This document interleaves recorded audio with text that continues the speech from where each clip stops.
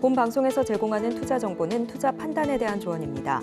방송에서 제공하는 주식의 가치, 가격 상승 및 하락에 대해서는 방송사에서 보장하지 않습니다. 실시간 정보 브리핑입니다. 애플 7% 상승, 시총 3조 1,760억 달러, 마이크로소프트와 시총차 390억 달러. 전일 AI 전략을 발표한 애플이 7% 이상 급등하면서 사상 최고치를 경신했습니다. 현지 시간 11일 뉴욕 증시에서 애플은 전거래일보다 7.26% 급등한 207.15달러를 기록했습니다. 이로써 시총이 3조 1,760억 달러로 집계됐습니다. 이는 시총 1위인 마이크로소프트와 390억 달러밖에 차이가 나지 않습니다. 미국, 중국 첨단 AI 반도체 접근 추가 제한 검토. 미중 간 첨단 기술 갈등이 고조되고 있는 가운데 조 바이든 미 행정부가 중국의 AI 반도체에 대한 접근성을 더욱 제한하는 방안을 검토 중인 것으로 전해졌습니다. 블룸버그 통신은 현지 시간 11일 소식통을 인용해 미 정부가 중국의 게이트 올 어라운드로 알려진 최첨단 반도체 설계 방식 사용을 제한하는 방안을 논의하고 있다고 보도했습니다. ARM 퀄컴 분쟁에 AI PC 먹구름, 애플 엔비디아 반사 이익. AI 훈풍을 타고 부활 조짐을 보이던 PC 시장이 ARM과 퀄컴의 기술 분쟁으로 타격을 입을 수 있다는 전망이 나왔습니다. 이에 따라 애플과 엔비디아가 반사 이익을 누릴 수 있다는 분석도 나옵니다. 로이터 통신은 현지 시간 11일 ARM이 퀄컴 간 기술 라이선스 법적 분쟁이 AI PC 시대 진입을 방해하고 있고 마이크로소프트와 협력사의 AI PC 시장 선점에 변수가 됐다고 보도했습니다. 일라이 릴리 알츠하이머 신약 허가 순항, 미국 FDA 자문위 만장일치 지지. 초기 알츠하이머병 치료제로 주목받고 있는 미국 제약사 일라이 릴리의 신약 도나네맙이 미 FDA 자문위원회로부터 만장일치의 지지를 얻은 것으로 전해졌습니다. 블룸버그 통신은 현지 시간 10일 독립적 전문가 11명으로 구성된 FDA 자문위가 도나네맙에 대한 효과적인 치료법이며 이익이 위험보다 크다고 평가했다고 보도했습니다.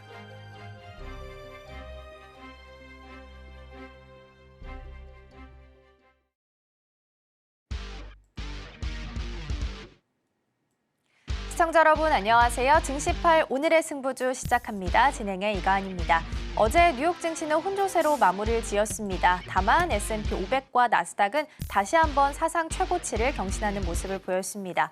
특히 애플의 성장이 좀 두드러졌는데요. 7% 넘게 오르면서 역대 최고 수준을 기록을 했습니다.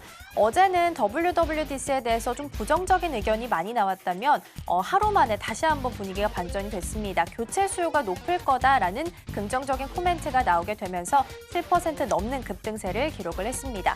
어제는 애플 부품주가 우리 시장 안에서 와르르 무너졌었는데요. 오늘은 좀 다를 수 있을까요? 이 훈풍 받아가길 기대해보면서 증시8 오늘의 승부주 힘차게 출발해 보도록 하겠습니다.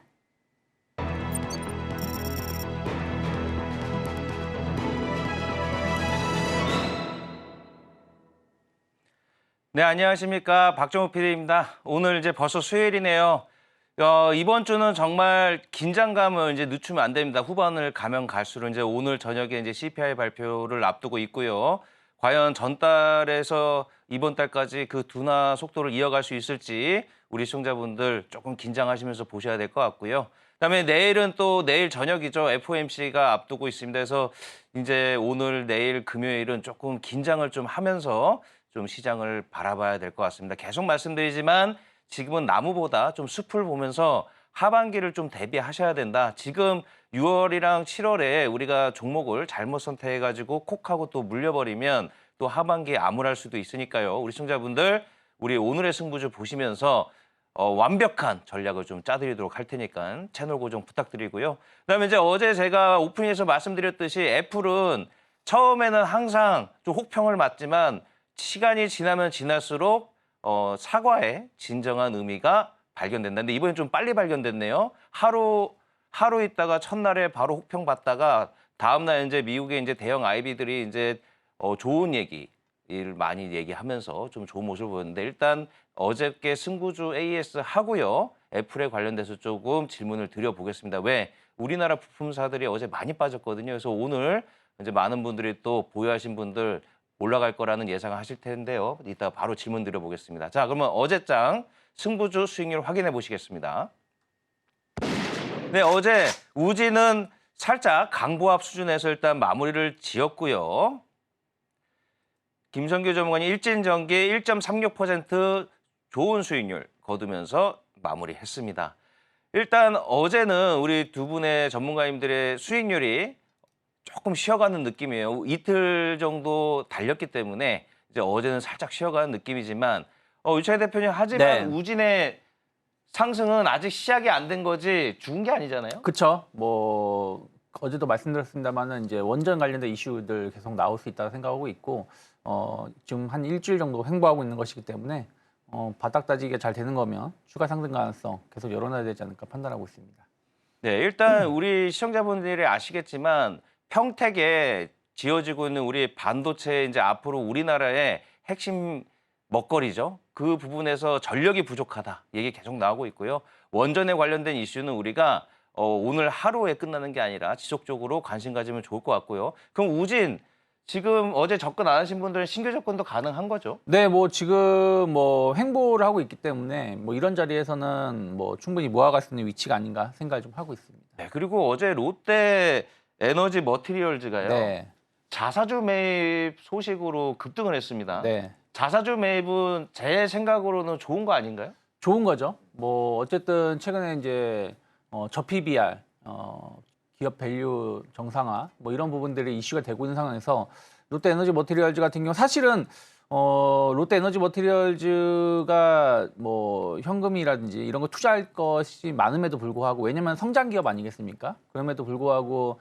자사주 매입을 하겠다라는 것은 상당히 주주 친화적인 정책을 하겠다라는 것이기 때문에 저는 충분히 의미 있는 모습이었고 또 최근에 보면 2차 전지가 좀 반등을 주고 있는 거 본다라면 뭐 롯데 에너지 머티리얼즈는 2차 전지 필수로 들어가는 동박을 생산하고 있기 때문에 그러한 것들도 주가에는 긍정적인 이슈가 될 수 있다 저는 생각을 좀 하고 있습니다.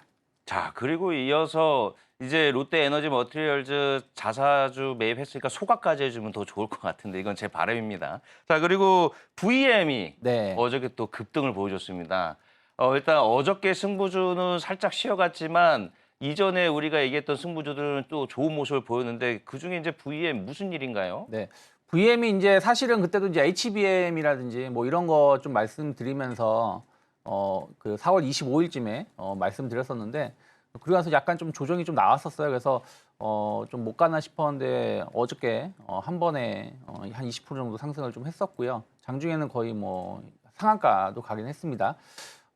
이제 HBM 관련해서 이제 VM의 기술력이 다시 한번 인정을 받는 거라면 뭐 충분히 그때 말씀드린 목표가까지 상승 가능성 열어놔야 되지 않을까. 뭐 이렇게 약간 위아래 꼬리가 좀 많이 나오긴 했습니다만 어저께 큰 거래량이 나왔고 최근에 형성되었던 매물대가 돌파를 시도하는 것이기 때문에 충분히 좀 더 기대해 볼 수 있지 않을까 생각하고 있습니다. 어저께 SK 하이닉스 20조 네. 투자 때문에 올라간 걸까요? 뭐 그런 부분들도 있고요. 어쨌든 이제 원래는 VM이 HBM 관련해서 조금 이슈가 있었음에도 불구하고 주목 못 받았는데 하이닉스 좋은 상승세 이어지고 있고 또 삼성전자는 비록 주가가 못 올라가고 있지만 삼성전자도 이쪽에 대해서 투자를 계속하고 있기 때문에 그런 부분들이 좀 주목을 받고 있는 것이 아닌가 생각하고 있습니다. 네, 알겠습니다. 이렇듯이 승부주 지나갔지만은 하루치 수익률도 좋지만 지속적으로 올라갈 수 있는 종목들을 저희가 계속 두 분께서 선별하기 때문에 많은 분들 투자에 대한 삼으시면 좋을 것 같고요. 그럼 이제 선익 시스템 제가 봤을 때는 현 시장에서 조금 좋은 것만 다 갖춰진 회사라고 좀 생각이 드는 회사입니다. 왜? 일단 우리가 알기로는 이제 아이폰 관련주로 다들 알고 계실 거예요. OLED 관련. 하지만은 이 회사가 또 전력 설비까지 하고 있기 때문에 최근에 이제 데이터 센터 전력 부족하다. 이거에서도 또 좋은 영향을 받고 있거든요. 선익 시스템이 지금 차트상으로 봤을 때도 우상향을 하고 있습니다. 자, 김성규 전문가님, 선익 시스템 지속적으로 좀 보유해도 좋을 것 같은데 어떤가요? 지금 자리는 굉장히 나쁘지 않은 자리이고 한번 일단 단기간으로 해가지고서는 여기에서 원년 바닥이 나오면서 다시 이제 올라가고 있죠. 이런 식으로 올라가면서 상승을 하고 있기 때문에 이 자리가 지금 이제 전 고점 다시 이제 올라가려고 하고 있습니다. 여기 지금 현재 자리 보시게 되면은 78,000원대로 다시 이제 올라가려고 하고 있죠. 여기를 만약 돌파했을 경우에 좀 더 이제 강하게 올라가서 이제 신고가를 한 번 더 뚫고 올라가려는 움직임을 보이고 있는데 요즘 그 많은 그 종목들의 특징이 이전에도 여러 번 말씀드렸지만 복합 테마라는 것 때문에 쉽게 얘기해서 하나 이제 그 반도체면 반도체 아니면 2차 전지면 2차 전지 혹은 디스플레이면 디스플레이 이런 식으로만 해가지고 쪼개져 있었는데 이제는 이것들이 그야말로 이 코로나가 지나가고 난 다음부터는 완전히 섞여 버렸어요. 지금 그런 상황이다 보니까 어떤 것이 분명히 알고 있는데 반도체 이슈인데 디스플레이 때문에 올라가거나 아니면은 뭔가 다른 것 때문에 해가지고 이게 분명히 디스플레이 관련주였는데 뭐 지금 같이 이런 그 전력 설비 때문에 올라가는 이런 일들이 종종 벌어지고 있는 것을 여러분들이 볼 수 있을 겁니다. 즉 이제는 하나의 종목에 대해 가지고 두 가지 이상의 어떤 모멘텀들이 존재하는 상황이 됐기 때문에 어떤 것이 올라갈지 그야말로 모든 종목들을 잘 섞어 놓고 지켜볼 필요가 있는 그런 상황이었다는 것을 기억을 해 주시면 되겠습니다. 네, 그래서 이제 어저께 이제 우리나라 이제 애플 관련주들이 많이 빠졌었는데 선익 시스템은 잘 버틴 게 아닌가 싶고요.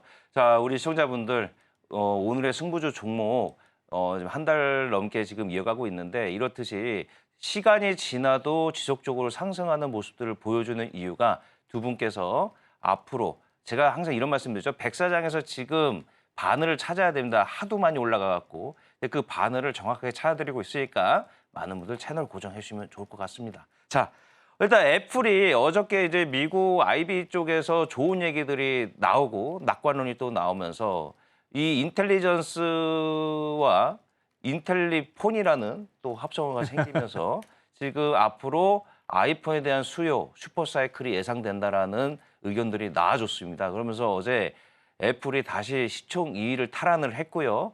그다음에 또 사상 최고가 찍었죠. 네.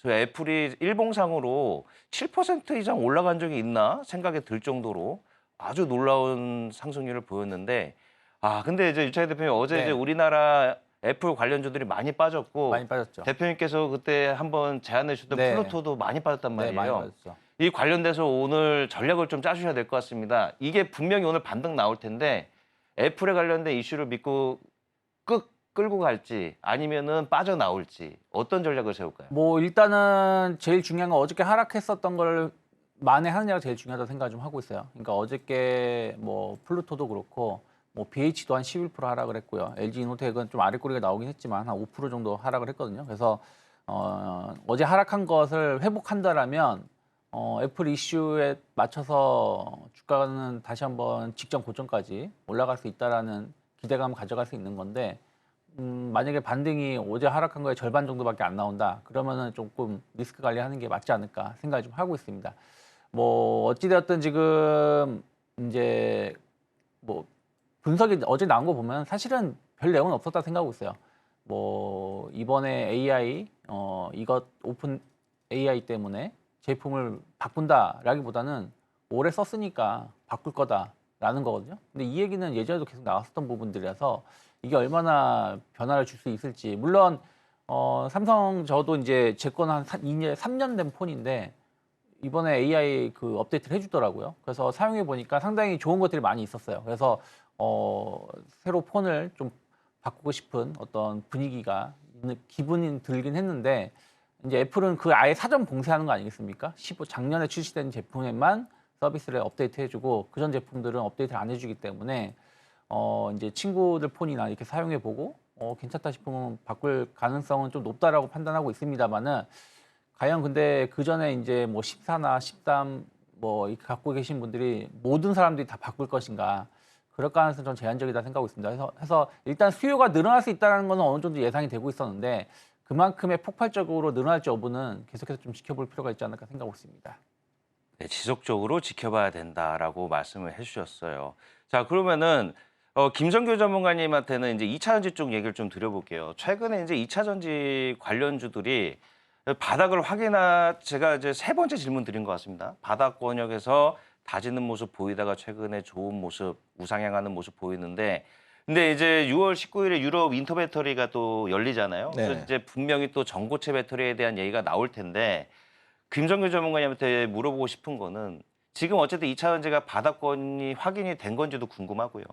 그다음에 이제 전고체 관련돼서 움직였을 때 과연 우리가 2차 전지를 다시 투자한다면 어떤 식으로 좀 종목을 재편해서 가면 좋을지도 궁금합니다. 네, 지금까지 해서 이제 올라갔던 가장 큰 이유가 뭐냐면 바로 전기차 때문이었죠. 그러니까 전기차가 지금까지 해서 한 대당 한 65에서 70kW, 많게는 80kW씩 해가지고서는 와트시죠. 거기다가 그 정도가 붙는 엄청나게 많은 그 리튬이온 배터리가 사용이 됐기 때문에 이제 앞으로 그 전 세계에 있는 그 미국만 해도 거의 뭐 한 2억 대 이상, 한 3억 대 정도 등록이 돼 있다 보니까 차가 그럼 그런 것들을 전부 다 대체한다 그랬을 때 엄청난 그야말로 신세계가 열릴 것이다라는 그런 하이프가 한번 싹 돌았어요. 하이프가 한번 싹 돌았기 때문에 그로 인해 가지고서 엄청나게 올라갔던 건데 중요한 거는 이게 현실과 이상이 항상 다르다라는 것을 말씀을 제가 늘 드려왔고 그랬기 때문에 지금 현재 봤을 때 부존 자원이라든가 이런 걸로 봤을 때 한계가 얼마 정도다라고 제가 그때 한번 말씀드렸던 자리가 있었을 겁니다.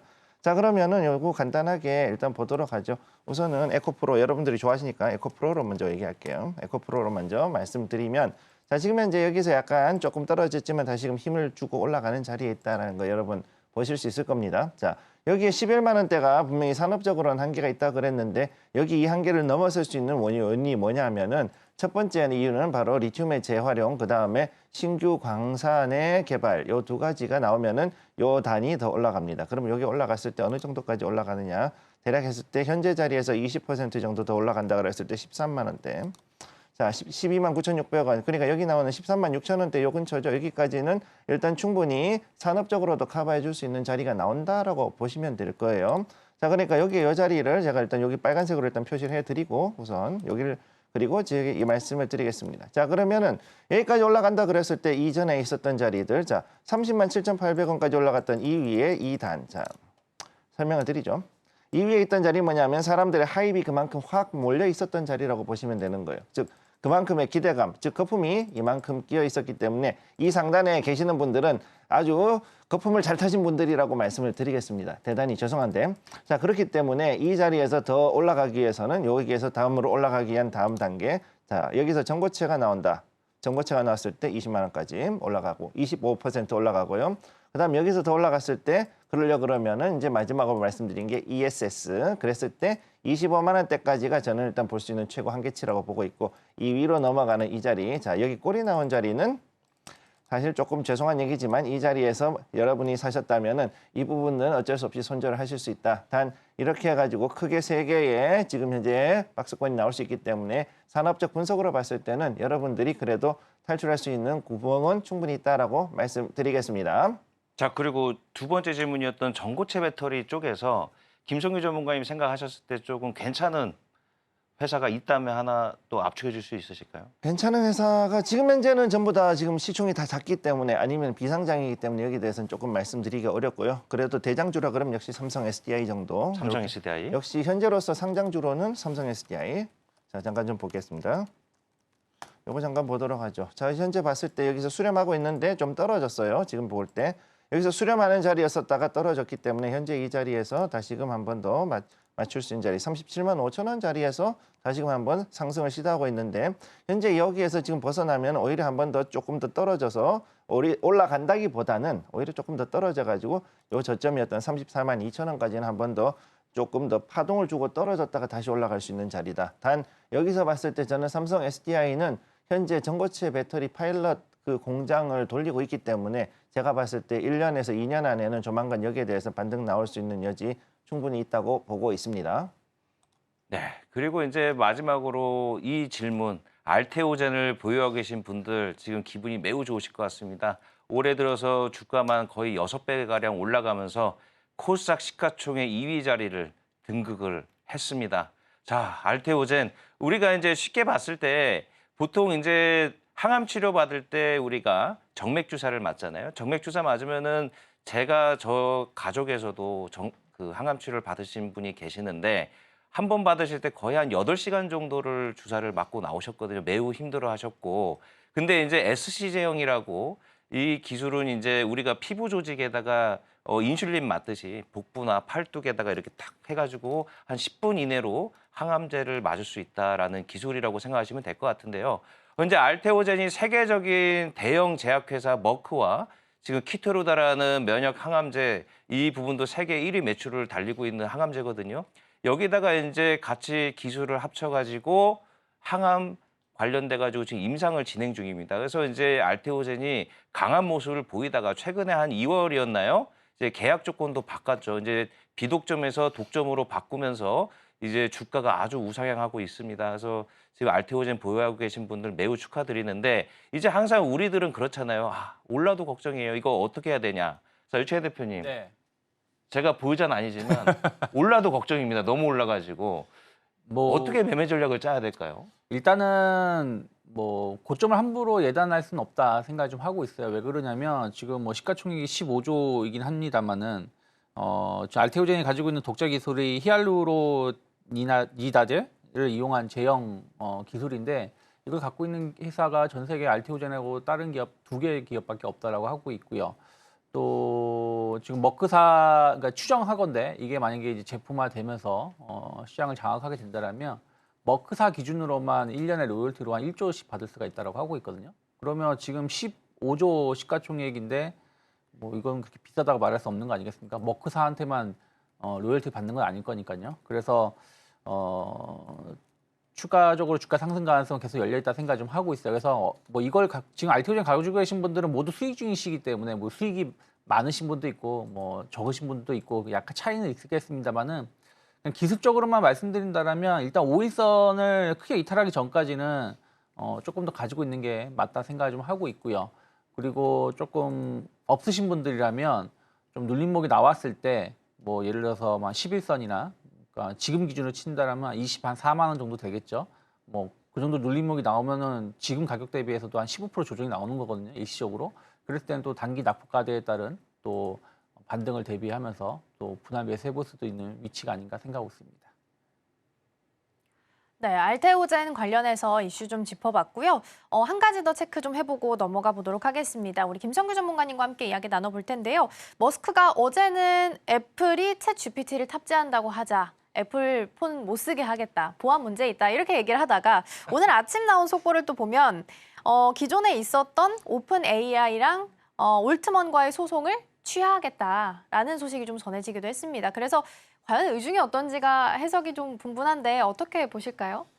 이거 조금 그 경제하고는 조금 다른 부분이고요. 어떻게 보면은 이 기싸움이라고 보시면 되는데 지금 현재 봤을 때 그 테슬라가 개발하고 있는 도조라는 그 AI 프로그램 거기에 그때 슈퍼컴퓨터가 있죠. 그 AI 슈퍼컴퓨터인데 여기에 관련돼 있는 기술들 중에서 지금 현재 오픈 AI 기술을 결국은 쓰지 않으면 안 되는 상황에 와 있기 때문에 결국은 친해지려고 하고 있는 거다. 근데 지금 여기서 봤을 때 이 머스크 제 머사장이라고 부르죠. 저는 맨날 우리 머사장님이 어떤 분이냐면은 처음에는 자기 뜻대로 안 되면 화를 좀 내는 스타일이에요. 그래가지고 거기에 대해 가지고서는 거기에서 이제 이거 애플의 아이폰 이거 지금 오픈 AI 탑재한다 그러면 이거 쓰지 말아라 그랬는데 솔직히 말씀을 드리면 마이크로소프트도 지금 오픈 AI 쓰고 있고 그 다음에 그런 상태에서 또 저기 이번에는 애플도 아이폰을 결국은 오픈 AI 기반으로 이제 AI에서 나온 챗 GPT라든가 이쪽 기반으로 간다고 했을 때 결국은 여기에 맞춰 가지고서 자율주행을 이루기 위해서는 그리고 도조를 실행시키기 위해서는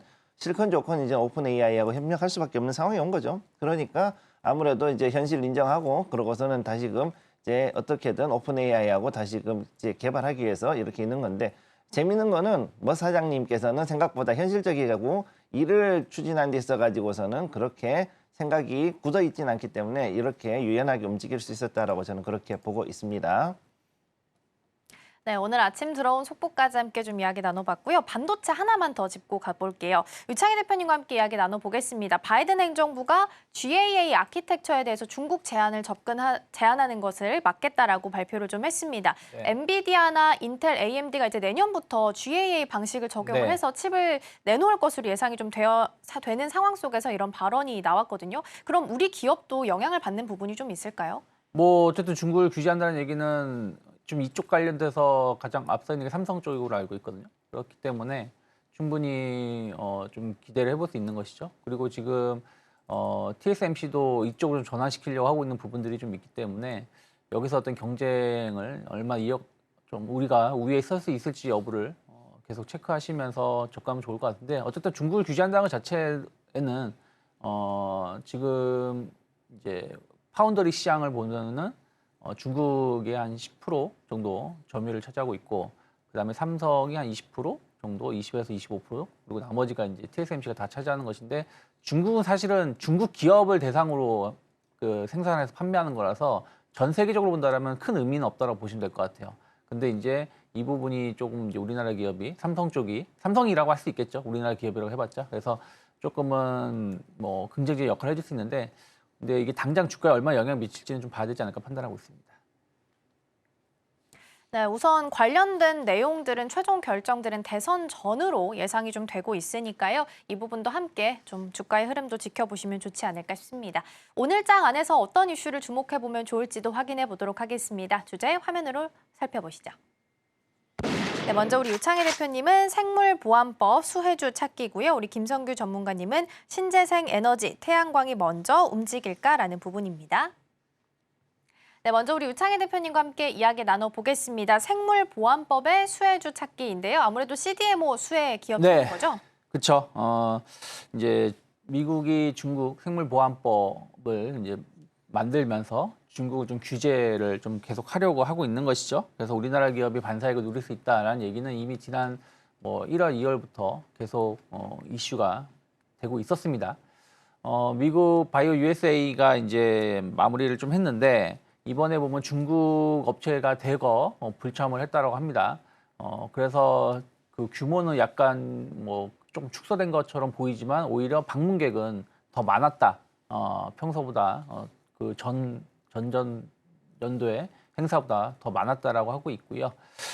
이게 지금 상당히 중요한 게 미국이 그 중국에 의존하는 게 여러 가지가 있는데 이 CMO 시장에서도 상당 부분 의존을 좀 하고 있습니다. 그래서 이번에 미국이 이런 법안을 만들겠다고 했을 때 미국 바이오 협회 회원사들이 조금 반발을 좀 했었습니다.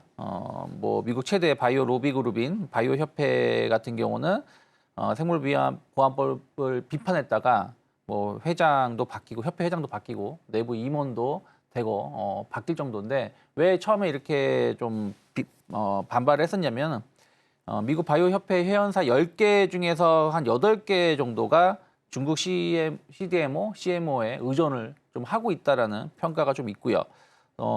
대표적인 예로 미국 비타민 같은 경우 6, B12 이런 제품들은 중국 의존도가 70% 이상이라고 합니다. 그러니까 중국에 생산해서 판매를 한다는 것이죠. 2019년인가요? 그때 중국이 이제 미국하고 관계가 안 좋으니까 그때는 트럼프 정부였겠죠. 이제 규제를 할 때 히토류 이런 것도 얘기를 했었습니다만은 지금 항생제 같은 경우는 중국이 한 80% 이상을 미국이 의존한다고 해요. 그래서 그때 당시에 우리 항생제 안 보내주겠다 이런 얘기가 또 나왔을 정도로 우리가 알게 모르게 이 바이오 시장에서 중국 의존도가 상당히 높다라고 하고 있는데 그래서 그걸 좀 막겠다라는 것이죠. 그래서 이게 이제 단번에 되진 않을 거예요. 왜냐하면 우리가 IRA 같은 경우는 미국에다 공장을 뚝딱딱 지으면은 반도체도 생산할 수 있는 거고 2차 전지도 생산할 수 있고 자동차도 생산할 수 있는데 약이라는 것을 임상도 해야 되고 개발하는 시간도 걸리기 때문에 정말 빨리 이루어진다라면 한 6, 7년 조금 시간이 걸린다고 하도 한 10년 정도는 걸린다고 합니다. 완전 중국을 탈피하기 위해서는. 하지만 바이오 업계에서는 이 정도 시간은 그렇게 긴 시간은 아니다라고 평가를 하고 있고 미국의 이제 글로벌 제약 바이오 산업의 가치 사슬이 재편된다라면 거기에 맞춰서 우리나라 기업들이 좀 반사이익을 누릴 수 있지 않을까 생각을 좀 하고 있습니다. 그래서 존님 삼성 바이오로직스 대표 같은 경우는 최근에 신규 주문 문의가 한 2배 이상 늘어났다. 그래서 빠르게 신공장을 좀 증가시키려고 하고 있다는 얘기도 한 인터뷰도 좀 있고요. 후지필름 같은 경우는 자회사 계열사 중에서 관련된 바이오 기업이 있기 때문에 이쪽 관련해서 조금 시장 진출을 하려고 하고 있습니다. 그래서 일본이 상당히 심혈을 기울이고 있고 또 인도에서도 상당히 좀 관심을 이 시장에 보이고 있는데 이게 1대1로 계산할 수 없지만 전력 변압기라든지 전선 케이블 시장에서 원래 중국 기업이 한 전 세계에서 한 10% 남짓 점유율을 차지하고 있었습니다. 미국 같은 경우는 한 5, 6% 점유율을 차지하고 있었는데 이게 이제 다 이제 중국 기업이 배제가 되면서 뭐 멕시코라든지 우리나라 기업들이 수혜를 입으면서 매출이 급성장했고 또 운이 맞게 또 이제 뭐 데이터 센터나 이런 것 때문에 인프라가 투자가 확대가 되면서 주가가 많이 올라왔는데 바이오 이런 CMO, CDMO 시장도 충분히 그럴 수 있다는 것이죠. 그래서 뭐 CMO 시장은 이제 약을 생산하는 겁니다. 그러니까 만약에 감기약이 있다라면 감기약을 생산해서 공급하는 거고 CDMO 시장은 개발까지 같이 참여하는 것이죠. 그래서 CMO, CDMO 시장이 좀 분류가 되어 있는데 뭐 그냥 비슷하게 같이 보시면 될 것 같아요. 그래서 우리나라 기업들이 이쪽에 대한 어떤 수혜를 입는다라면 왜냐하면 지금 삼성바이오로직스가 전 세계에서 4위를 차지하고 있어요. 3위가 우시그룹, 우시바이오인가요? 하여튼 그룹인데 10% 정도 차지하고 있고 삼성바이오로직스가 한 9.2%가 그 점유율로 한 4위를 차지하고 있는데 그 10%가 이제 만약에 점점점 줄어든다라면 또 다른 기업들이 나눠 가질 것이고 그런 것을 좀 감안한다라면 관련된 기업들 충분히 지금은 주가가 막 엄청나게 삼성바이오로직스가 오르고 있는 건 아니지만 어쨌든 뭐 바이오 관련돼서 이슈들은 꾸준히 체크를 해봐야 되지 않을까 생각하고 있습니다. 네, 생물보안법과 관련해서 우리 국내 기업들이 반사 이익을 좀 받을 수 있다라는 부분을 짚어주셨는데요. 이번 바이오 USA가 올해만큼 고객 수주 문의로 바빴던 적이 없었다라고 표현을 하기도 하더라고요. 기존에 가지고 있었던 중국 거래처를 바꿔야 하는 상황이기 때문에 수주 문의가 좀 많이 있었다고 합니다. 근데 대표님 일단 11월에 대선이라는 중요한 네. 이벤트가 있잖아요. 근데 이 생물보안법은 연말에 통과될 것으로 예정되고 있기 때문에 대통령 후보 중에 누가 되더라도 이건 그대로 갈 수 있을까요? 그렇죠. 뭐 이게 뭐 트럼프도 마찬가지고 바이든도 마찬가지고 중국을 더 규제하려고 하면 규제했지 이것을 뭐 풀어주려고 하진 않을 거라 생각을 좀 하고 있어요. 최소 이러한 기조는 다음 정권 말기까지 그러니까 뭐 그게 공화당이 될지 민주당이 될지 모르겠지만 그 정권의 말기까지는 이러한 기조가 좀 더 유지될 가능성이 좀 높다고 생각하고 있기 때문에 이 부분이 갑자기 뭐 폐지가 하진 않을 것 같다 생각을 좀 하고 있어요. 물론 이제 트럼프가 된다라면 뭐 그런 얘기들이 있지 않습니까? 뭐 지금 IRA 관련해서 보조금 주는 거 다 없앨 수 있다.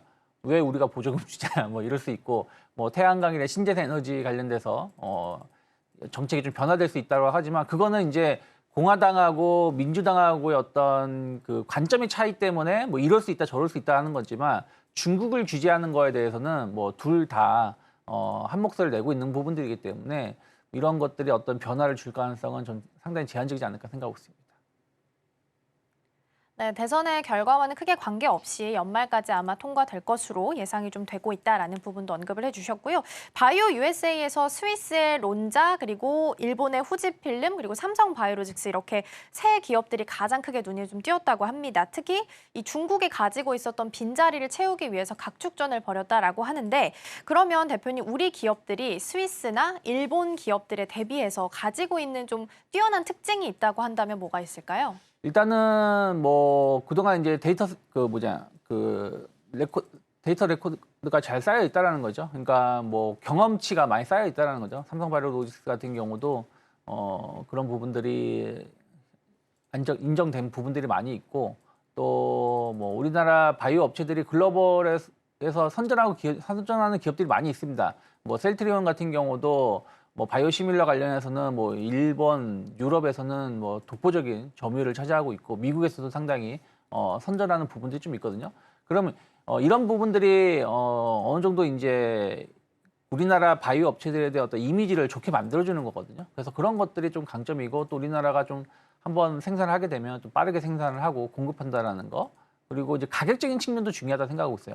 중국이 시장 점유율을 높일 수 있었던 것은 상당히 싸게 생산해서 공급할 수 있는 거거든요. 그래서 이제 중국의 최대 경쟁 국가로 인도가 좀 떠오르고 있는 거 아니겠습니까? 그래서 그런 부분들이 상당히 좀 중요한 역할을 해줄 수 있는데 이런 것들도 기술력이나 이런 걸로 좀 일부 커버할 수 있는 게 있기 때문에 조금은 기대해 볼 수 있지 않을까 생각하고 있습니다. 네, 여기서도 약간 빨리빨리의 특징이 나타나네요. 속도가 좀 빠르다라는 부분, 그리고 데이터 레코드도 잘 적응되고 있다라는 부분도 체크하시면 좋겠습니다. 자, 이어서 두 번째 이슈 확인해 보도록 하겠습니다. 이번에는 신재생 에너지 살펴볼 텐데요. 뭐 여러 가지가 있겠지만 태양광이 가장 먼저 움직일 거다라고 보시는 거죠? 네, 제가 볼 때는 태양광이 가장 그 현실적이고 빠르게 움직일 수 있다고 보고 있고요. 물론 이제 우리나라의 환경에는 맞지 않지만 지금 현재 수상이나 해상 관련돼 있는 태양광도 지금 굉장히 여러 가지로 뜨고 있기 때문에 이 부분을 좀 지켜보실 필요가 있겠다고 말씀드리겠습니다. 자, 지금 현재 한수원하고 수자원공사가 어제 드디어 이제 안동의 이마 때문에 그 수상 태양광 주주 협약을 체결하게 됐고요. 이게 지금 연합뉴스부터 해서 곳곳에 지금 나왔는데 현재 그 지역에 있는 주민 4,500명 정도여 명이 지금 현재 이 주주로 참여를 하게 됩니다. 그래서 이렇게 해서 수상 이 이마댐 위에다가 이렇게 태양광으로 수상 태양광 발전을 했을 경우 여기에 대한 발전 수익을 각자 지금 투자한 지분만큼을 가지고서는 수익을 공유하고 거기에 맞춰서 정부는 이제 REC라 그러죠. 보조금이라 그러는데 REC 보조금을 좀 더 추가로 부여하는 그런 혜택을 주려고 지금 하고 있다라는 움직임이 나오고 있습니다. 즉 이게 어떻게 되는 거냐면 지역에서 있는 많은 분들이 이제 그동안 해가지고서는 여러 가지 그렇게 먹고 살 것이 없거나 아니면은 어떻게 해야지만 우선 개발하는가라는 것을 했을 때 현재 신재생 에너지가 9%에서 30%까지 이제 올라가야 되는 11차 전기본 계획에 따르면은 앞으로 지금 아무리 못해도 지금 현재에서 대략 한 2배 이상의 그 어느 정도 그 신재생 에너지가 지금 설치가 돼야 되는 거죠. 그리고 거기 맞춰서 전력망도 들어가야 되니까. 그러다 보니 이것을 이제 진행하려다가 하다 보면 가장 빠르게 할 수 있는 게 일단 태양광이 지금 빠릅니다. 우선 전체적으로 봤을 때 다른 신재생 에너지 그러니까 태양광이라든가 소수력이라든가 아니면은 이제 수소 이런 것들에 비했을 때는 훨씬 더 설치가 빠르고 그다음에 간편한 것이 굉장히 장점이 되기 때문에 이런 부분을 여러분들이 좀 보셔야 되고 또 이걸로 봤을 때 그동안에 해가지고 봤을 때는 그 중국에서 너무 저가로 한 이 폴리실리콘이라 그러죠. 다결정형 그런 패널이 너무 많이 들어왔고 실제로 그 가격은 훨씬 더 비싸긴 하지만 그럼에도 불구하고 성능이 월등히 좋고 수명이 오래가는 그 단결정 즉 모노실리콘 같은 경우는 오히려 많이 쓰지를 못했다. 그래서 만들어 놨음에도 불구하고 우리나라 대기업들이 그만큼 좀 문제가 있었던 것들을 볼 수가 있습니다. 자, 그래서 이런 것들을 봤을 때는 이제 미국이 이런 그 중국산 그 폴리실리콘에 대해 가지고서 관세라든가 덤핑 판정을 지금 넣고 있는 걸로 봤을 때는 상당히 좀 시끄러워질 수 있고요. 그리고 지금 특히 이런 것들로 봤을 때 중국이 죄송합니다. 중국이 현재 전 세계에서 2위의 생산량을 자랑하는 회사가 이제 런지라는 데가 있습니다. 런지라는 데가 있는데 거기가 동남아시아에 있던 공장을 가동을 중단을 해버렸어요. 그게 제가 봤을 때는 현재 이 중국에 대해서 태양광 패널에 대해서 관세, 그 다음에 덤핑을 집어넣으면서 미국이 계속 압박을 넣으니까 그것으로 인해 가지고서 지금 동남아시아 공장들이 조금 약간 좀 쉬고 있는 그런 분위기라고 보시면 되겠고요. 자, 이로 인해서 미국 의회 같은 경우 지금 현재 중국 IRA 제재 법안이 사실은 그만큼 많이 나오고 있긴 하지만 그럼에도 불구하고 계류 중이고 통과가 된 건 아직은 없죠. 그런 상황이 있기 때문에 이게 앞으로 대선이 어떻게 진행되는지에 따라서 달라지겠지만은 여기에 대해서 이게 중요한 게 미국 같은 경우는 이런 그 하나의 그 법안을 통과시킬 때 그냥 하는 게 아니라 이제 패키지라 그래가지고서는 그 여러 가지 법안을 섞어가지고서는 한 번에 통과시키는 그런 법안들이 나옵니다. 그러다 보니 여기에 대해 가지고 어떤 법안을 넣느냐 마느냐 가지고서 사실은 이제 의원들끼리의 여러 가지 협력도 있지만은 반목도 있고 그런 것으로 인해 가지고서는 통과가 안 되는 경우들이 종종 있어 왔으니까 앞으로 대선이 이제 어떻게 될 것인가 여기에 따른 것이 변수라고 보시면 되겠습니다. 특히 이제 보시게 되면은 그동안에 좀 쉬어갔다가 상당히 강하게 올라가는 그런 태양광 관련주들을 좀 보면은 좀 얘기가 더 달라지는데 이제 여기에 있는 퍼스트솔라 같은 경우 제가 이전에 한 말씀 드렸죠. 대략 한 2주 전에도 여기에 자리에서 상승을 하려고 그런다라고 그랬는데 지금 강하게 올라가고 있는 모습 이렇게 지금 보여주고 있고요. 그렇기 때문에 여기에서 봤을 때 그동안 떨어져 있던 솔라 엣지라든가 솔라 엣지는 지금 오히려 바닥을 가고 있습니다. 솔라 엣지, 자, 솔라 엣지를 볼게요. 자, 솔라 엣지를 보시면은요. 여기도 자, 잠깐만요. 솔라 엣지. 요거를 보면 여기는 지금 안 나와 있는데 요거를 보시게 되면은 여기 같은 경우는 지금 조금 바닥을 가고 있는 그런 모습을 보여주고 있죠. 오히려 여기보다는 이제 다른 쪽으로 이제 좀 신재생 에너지들은 움직이고 있는데 지금 가장 빠르게 움직이는 건 태양광이기 때문에 이걸로 봤을 때는 앞으로 태양광 조금 더 지켜볼 필요가 있겠습니다. 네, 앞서서 우리 중국의 최대 태양광 업체인 론지 이야기를 좀 해주셨는데 동남아시아에서 공장 생산을 중단했다라고 합니다. 그렇다면 당연히 국내 기업들이 좀 반사 이익을 받을 수 있을 것 같은데 업체들을 조금 기업을 줄여보자면 어떤 종목들이 좀 있을까요? 지금 봤을 때는 여기에서는 지금 현재 그래도 어느 정도 자리를 잡고 움직이는 것들이 우선 OCI 홀딩스 대장주 우선 여기 보면은 조금씩 이제 자리를 잡고서 옆으로 행보하는 모습들을 지금 보여주고 있습니다. 전체적으로 봤을 때는 모든 그 종목들이 한 2주 전에 한번 급등했다가 다시금 떨어지는 그런 모습 보여주고 있는데 자리를 지금 잡아가고 있죠. 현재 OCI 홀딩스 93,000원 자리에서 그래도 지지를 해가면서 가는 것을 볼 수가 있고요. 그리고 여기에서 봤을 때 박스권 105,000원대 이안을 들어가고 있는데 한 번 더 위로 여기서 상승할 이런 준비를 하고 있다. 즉 제가 봤을 때 2분기에 한번 2분기 말기부터 해서 3분기 초까지 상당히 좀 힘든 상황에서도 오히려 이런 태양광들이 조금 더 올라갈 수 있는 여지가 있다고 보고 있고요. 그 다음에 또 다른 건 역시 이제 S에너지 같은 경우 여기도 지금 조금 바닥을 잡았죠 거의. 이런 상황에서 여기서 앞으로 더 올라갈 수 있는 여지가 있다. 즉 여기서 보면은 지금 1,880원, 1,890원 정도죠. 이 자리까지는 떨어질 수도 있겠지만 여기서 다시금 한번 올라갈 수 있는 자리가 있다라는 거를 보시면 되겠고요.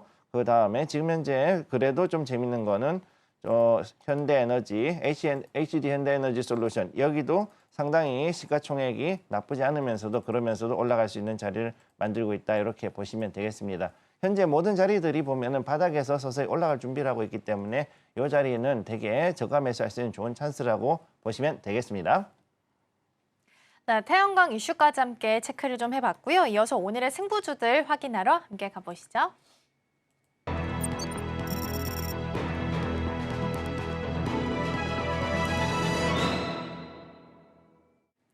네, 계속해서 오늘의 승부주들 확인해 보도록 하겠습니다. 두 분께서 어떤 종목을 골라주셨을지 화면을 통해서 확인해 보시죠.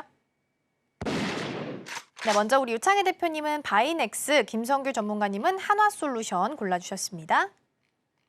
네, 먼저 우리 유창희 대표님과 함께 바이넥스 살펴보겠습니다. 이 종목도 중국이랑 연관이 좀 있었던 기업으로 기억을 하는데 어떤 전략을 좀 세우면 좋을까요? 뭐 바이넥스는 이제 미생물, 동물세포 배양 등 여러 가지 기술력을 가지고 있는 기업이고요. 총 12,000리터 생산 설비를 좀 보유하고 있다라고 하고 있어요. 근데 이제 임상 시험용으로 생산을 했었던 것이 이제 양산용으로 지금 7,000리터 정도, 그러니까 12,000리터에서 5,000리터는 기존의 임상용으로 생산을 하고 이제 7,000리터는 양산용으로 좀 전환을 시킨다는 겁니다. 그러니까 원래 이제 회사들이 이제 임상용을 주력으로 만드는 회사가 있고 양산용을 만드는 회사가 있는데 임상용을 아무래도 이제 이게 실패하게 되거나 뭐 하게 된다면 이제 계약이 금방 없어지는 경우가 있겠죠. 또 생산을 하더라도 대량 생산하기보다는 소량 생산을 하게 될 것이고, 근데 양산용으로 하게 된다면 이제 대량 생산도 가능하고 이게 장기적인 계약을 맺을 수 있는 부분들인데 이쪽에 대해서 바이넥스가 시장을 진출한다는 부분들이 좀 기업을 좀 재평가할 수 있지 않을까 생각을 좀 하고 있고요. 바이넥스 같은 경우는 원료 의약품부터 완제품까지 다양한 생산을 좀 할 수 있는 기업으로 알고 있고, 뭐 생산 설비라든지 뭐 안정성 이런 것들이 이제 글로벌 수준으로 올라가 있다라고 좀 평가를 받고 있습니다. 또 이제 지금 사업을 같이 하고 있는 파트너 기업들이 상당히 중요한데, 뭐 셀트리온 뭐 다들 아실 거고요. 또 베일거 인겔하임, 뭐 컴패스 등 글로벌 기업들하고 지금 파트너를 맺고 있고 약을 좀 공급을 하고 있습니다. 특히 이제 지금 셀트리온 쪽에 주목을 좀 하고 있는데, 아까 말씀드린 대로 셀트리온이 자체 생산 설비도 있습니다만은 지금 뭐 일본이라든지 유럽 그리고 이제 지금 미국 시장도 지금 이제 연말 정도에 이제 공략을 본격적으로 이제 진출을 하게 되는데, 약이 좀 부족할 수 있는 것이죠. 그러니까 점유율이 상당히 높습니다. 뭐 미국, 일본, 유럽은 뭐 한 80% 이상 점유율을 차지하고 있는 제품도 있으니까요. 그래서 자체 생산으로도 부족하다 보니까 바이넥스 쪽으로 해서 어떤 공급을 받는 부분들에 대해서 바이넥스가 상당히 좀 기대감을 가져갈 수 있지 않을까 생각하고 있고요. 또 바이오 기업치고는 재무 구조가 나쁘지 않습니다. 부채 비율도 그렇게 높지 않고 지금 보유하고 있는 현금도 상당히 높은 걸로 좀 알고 있어요. 그래서 그런 것을 감안한다라면 이 생물보안법 이슈가 나왔을 때 2월달, 3월달에 한번 강하게 상승하고 나서 지금 어떻게 보면은 하단이 한 12,000원 정도, 그리고 상단이 17,000원 정도 이렇게 박스권 약간 한 20% 해서 밴드를 놓고 상하 밴드를 놓고 박스권 흐름을 보여주고 있는데요. 만약에 상당히 좀 돌파가 된다라면 또 최근에 약간 좀 이슈가 좀 안 좋은 이슈가 있었는데 그런 것들이 잘 마무리가 되는 분위기로 가고 있습니다. 그래서 충분히 저는 17,000원 돌파에 대한 어떤 기대감들 나올 수 있다 생각하고 있고요. 그러면은 이제 단기 목표가 2만 원까지 열어놓을 수 있다 생각하고 있고요. 14,000원 정도가 좀 중요한 지지선이 될 수 있다 생각하고 있어요. 왜냐하면 박스권 이 12,000원, 뭐 17,000원의 박스권 중간이 14,000원 정도이기 때문에 14,000원만 크게 이탈하지 않는다라면 뭐 지금 가격에서는 좀 분할 매수해볼 수 있는 위치가 아닌가 생각하고 있습니다. 네, 바이넥스는 또 생물보안법 이슈가 나왔을 때 반사 이익을 받아갈 수 있다라는 기대감 속에서 급등한 바 있습니다. 오늘 장에서 승부주로 꼽아주셨고 목표가 2만 원까지 열어주셨습니다. 자, 이어서 두 번째 종목도 확인해 보겠습니다. 이번에는 한화솔루션인데요. 태양광 하면 또 대표적인 종목이기도 합니다. 이 종목은 어떤 전략 세우면 좋을까요? 네, 한화솔루션 지금 현재 중국의 그 태양광 관세에 대한 미국의 태양광 관세 덕분에 지금 거기에 대해서 좀 수혜를 받고 있고 또 이걸로 봤을 때 북미 지역의 수요가 폭증하고 있기 때문에 이로 인해서 앞으로 봤을 때는 더욱더 올라갈 수 있다. 특히 미국의 QCL의 그 자회사를 만들어 놓고 생산 공장까지 있기 때문에 앞으로도 좀 더 수주 잔고 늘어날 수 있는 부분이 있고요. 또 여기에다가 이제 인도네시아 송전망이 있다 그러면 나중에 여기에 대해 추가적으로 우리가 태양광 관련해 가지고서도 수주를 할 수 있는 부분이 있습니다. 자, 그런 부분이 있고 그다음 또 더 중요한 거를 말씀을 드리면은 현재 이 태양광에서는 크게 두 가지 부분, 그러니까 OCI 홀딩스하고 그다음에 한화솔루션이 보통 대장주로 이제 움직이고 있는데 한화솔루션 같은 경우는 북미 지역을 중심으로 해서 굉장히 많은 그 수주 활동을 벌이고 있고 OCI는 오히려 여기서는 동남아를 비롯해 가지고 다른 쪽으로 해 가지고 즉 좀 더 발전을 위주로 해 가지고서는 이제 들어간 발전 사업 자체로 이제 옮겨가는 부분이 많다 보니까 한화솔루션이 아무래도 그 물량 납품으로는 좀 더 낫다라고 보고 있고 태양광 발전사에 대한 모멘텀이 좀 더 있다라고 보시면 되겠습니다. 자, 그럼 지금부터 차트 한번 보도록 할게요. 23,400원 자리. 지금 이제 23,400원 자리에서 이제 잘 지지를 하고서는 올라가다가 파동 만들고 있습니다. 현재 자리에서는 여기까지 왔다가 파동을 지금 만들고 있는 이런 자리에 들어가 있고요.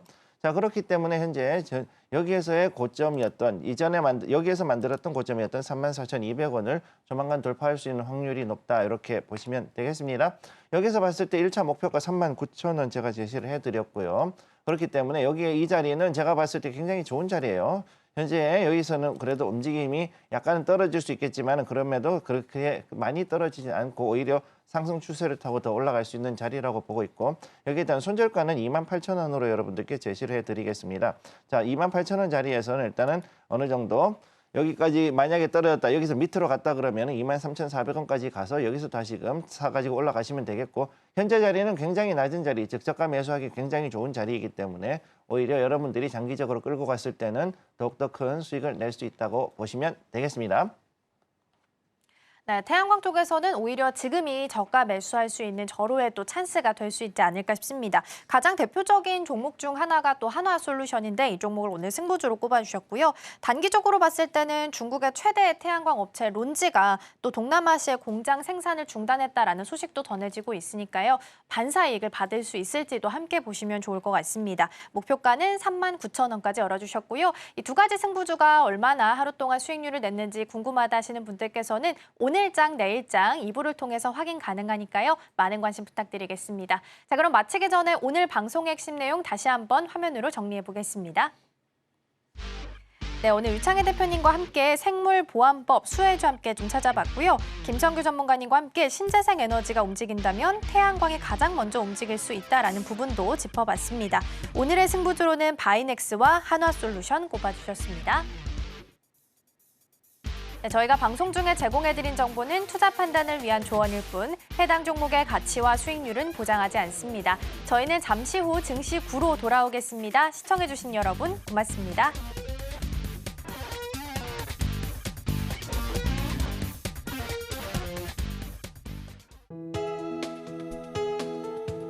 본 방송에서 제공하는 투자 정보는 투자 판단에 대한 조언입니다. 방송에서 제공하는 주식의 가치, 가격 상승 및 하락에 대해서는 방송사에서 보장하지 않습니다.